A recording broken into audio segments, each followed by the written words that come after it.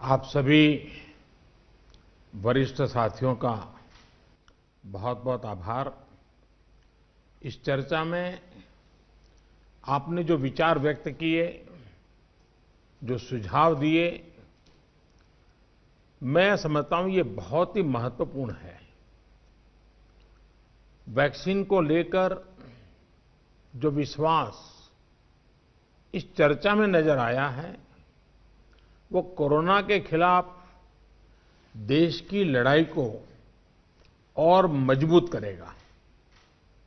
यहां जो प्रेजेंटेशन हुआ, उसमें भी विस्तार से ये बताया गया कि कितने दिनों से प्रयास चल रहे हैं, क्या क्या चल रहे हैं, अब कहां पहुंचे हैं और किस मजबूती से हम आगे बढ़ रहे हैं। साथियों, इस बारे में बीते दिनों में मेरी सभी राज्यों के मुख्यमंत्रियों से भी लंबी बात हुई थी। टीकाकरण को लेकर राज्य सरकारों के अनेक सुझाव भी मिले थे। कुछ दिन पहले मेरी मेड इन इंडिया वैक्सीन बनाने का जो प्रयास कर रही वैज्ञानिक टीमें हैं, काफी देर तक उनसे बहुत ही सार्थक मेरी बातचीत हुई है। वैज्ञानिकों से भी मिलने का मौका मिला है और भारत के वैज्ञानिक अपनी सफलता को लेकर बहुत ही आश्वस्त हैं। उनका कॉन्फिडेंस लेवल बहुत ही मजबूत है जी। अभी अन्य देशों की कई वैक्सीनों के नाम बाजार में हम सब सुन रहे हैं, लेकिन फिर भी दुनिया की नजर कम कीमत वाली सबसे सुरक्षित वैक्सीन पर है और इस वजह से स्वाभाविक है पूरी दुनिया की नजर भारत पर भी है। अहमदाबाद, पुणे और हैदराबाद जाकर मैंने ये भी देखा है कि वैक्सीन मैन्युफैक्चरिंग को लेकर देश की तैयारियां कैसी हैं। हमारे भारतीय manufacturers, ICMR, department of biotechnology और ग्लोबल इंडस्ट्री के अन्य दिग्गजों के बहुत ही संपर्क में रह करके तालमेल के साथ काम कर रहे हैं। आप एक तरह से मानकर चलिए कि सभी कमर कस के तैयार बैठे हैं। करीब करीब 8 ऐसी संभावित वैक्सीन है जो ट्रायल के अलग अलग चरण में और जिनकी मैन्युफैक्चरिंग भारत में ही होनी है। जैसा यहां चर्चा में भी बात आई, भारत की अपनी 3 अलग अलग वैक्सीन का ट्रायल अलग अलग चरणों में है। एक्सपर्ट्स ये मानकर चल रहे हैं कि अब कोरोना की वैक्सीन के लिए बहुत ज्यादा इंतजार नहीं करना पड़ेगा। माना जा रहा है कि अगले कुछ हफ्तों में कोरोना की वैक्सीन तैयार हो जाएगी।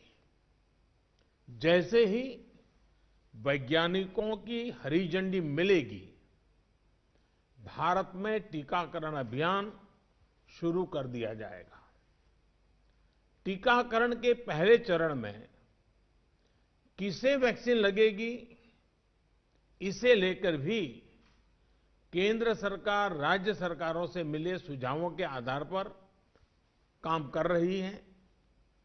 इसमें प्राथमिकता कोरोना के मरीजों के इलाज में जुटे health care workers, frontline workers और जो पहले से गंभीर बीमारियों से जूझ रहे हैं, वैसे बुजुर्ग लोगों को दी जाएगी। साथियों, वैक्सीन के डिस्ट्रीब्यूशन को लेकर भी केंद्र और राज्य सरकार की टीमें मिलकर के काम कर रही हैं। भारत के पास वैक्सीन डिस्ट्रीब्यूशन एक्सपर्टाइज और कैपेसिटी भी है। दुनिया के अन्य देशों के मुकाबले इस क्षेत्र में हम बहुत बेहतर हैं। हमारे पास टीकाकरण के लिए दुनिया का बहुत बड़ा और अनुभवी नेटवर्क भी मौजूद है। इसका पूरा लाभ उठाया जाएगा।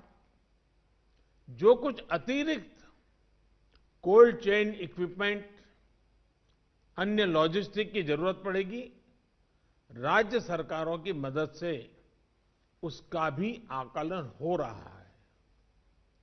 कोल्ड चेन को और मजबूत करने के लिए भी साथ ही साथ अनेक नए प्रकल्प भी चल रहे हैं, कई और नए प्रयास भी चल रहे हैं। भारत ने एक विशेष सॉफ्टवेयर भी बनाया है, कोविन, जिसमें कोरोना वैक्सीन के लाभार्थी वैक्सीन के उपलब्ध स्टॉक और स्टोरेज से जुड़ी रियल टाइम इंफॉर्मेशन रहेगी। भारत में कोरोना वैक्सीन की रिसर्च से जुड़े दायित्व के लिए विशेष टास्क फोर्स का गठन किया गया था और वैक्सीन से जुड़े अभियान का दायित्व नेशनल एक्सपर्ट ग्रुप को दिया गया है। इसमें टेक्निकल एक्सपर्ट्स हैं, केंद्र सरकार के संबंधित मंत्रालयों और विभागों के अधिकारी हैं, प्रत्येक जोन के हिसाब से राज्य सरकारों के भी प्रतिनिधि हैं। ये नेशनल एक्सपर्ट ग्रुप राज्य सरकारों के साथ मिलकर के काम कर रहा है। राष्ट्रीय और स्थानीय हर जरूरत के मुताबिक फैसले नेशनल एक्सपर्ट ग्रुप द्वारा सामूहिक तौर पर लिए जाएंगे। साथियों, वैक्सीन की कीमत कितनी होगी, इसे लेकर भी सवाल स्वाभाविक है। केंद्र सरकार इस बारे में राज्य सरकारों के साथ बात कर रही है। वैक्सीन की कीमत को लेकर फैसला जन स्वास्थ्य को सर्वोच्च प्राथमिकता देते हुए किया जाएगा और राज्य सरकारों की इसमें पूरी सहभागिता होगी। साथियों, एक राष्ट्र के रूप में भारत ने जो फैसले लिए, जिस प्रकार भारत ने तेजी से वैज्ञानिक तरीकों को अपनाया, उसका परिणाम आज दिख रहा है। भारत आज उन देशों में है जहां पर प्रतिदिन टेस्टिंग बहुत ज्यादा हो रही है। भारत आज उन देशों में है जहां पर रिकवरी रेट भी बहुत ज्यादा है। भारत उन देशों में भी शामिल है जहां पर कोरोना की वजह से होने वाली मृत्यु दर इतनी कम है। भारत ने जिस तरह कोरोना के खिलाफ लड़ाई को लड़ा है, वो प्रत्येक देशवासी की अदम्य इच्छा शक्ति को दिखाता है। विकसित देशों, अच्छे मेडिकल इंफ्रास्ट्रक्चर वाले देशों की तुलना में भी भारत ने इस लड़ाई को कहीं बेहतर तरीके से लड़ा है और अपने ज्यादा से ज्यादा नागरिकों की जान बचाई है। हम भारतीयों का संयम, हम भारतीयों का साहस, हम भारतीयों का सामर्थ्य इस पूरी लड़ाई के दौरान अतुलनीय रहा है, अभूतपूर्व रहा है।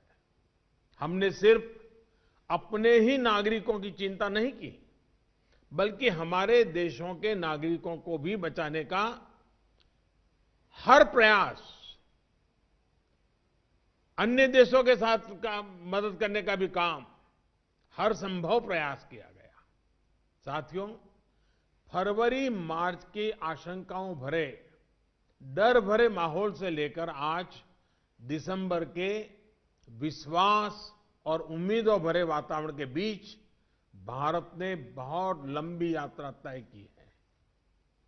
अब जब हम वैक्सीन के मुहाने पर खड़े हैं, तो वही जन भागीदारी, वही साइंटिफिक अप्रोच, वही सहयोग आगे भी बहुत जरूरी है।